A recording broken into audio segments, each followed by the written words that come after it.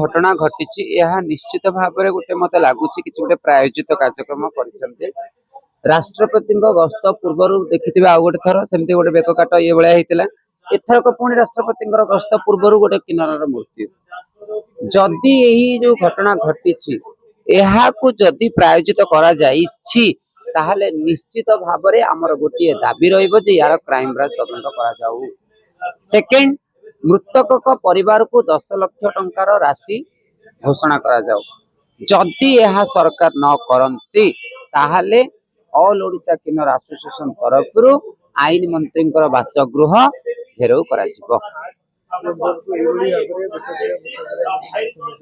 देखंतु मोर पिला माने राजरास्ता रे देह बिकुचंती कहीं बिकुचंती कौन पाई तांको गराख किए ए समाज को आज बहुत कष्टदायक करा जायछि ए समाज को न्याय दाबी आमर ही एकमात्र लक्ष्य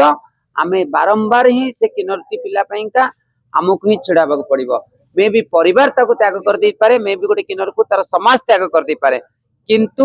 आमे जो दाबी रखिचु ताहा पूर्ण करिया पे सरकार पाखे एतिक निवेदन रहिबो।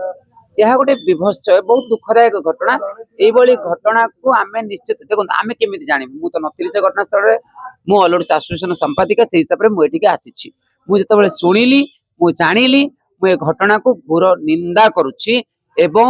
मु से पिला पाई गोटी ही केवल भिक्षा मागुछि कि तार परिवार को 10 लाख टंकार सहायता राशि दिया जाऊ एवं से पिला को जो दोषी जीए ताको आईन हिसाब रे घोर घोर इवन ता फांसी दंड जमी दिया जाओ आमे से दाबी करू आईन को हाथ को किए नब आईन निश्चित भाव में धरिबे आईन पर हमर विश्वास अछि आईन तार दृढ़ कार्यान्वयन नब जदि सरकार किंबा आईन तार कार्य न करे ताहले निश्चित भाव में आमे दरकार पड़ले आईन मंत्री घर घेराव करिबो।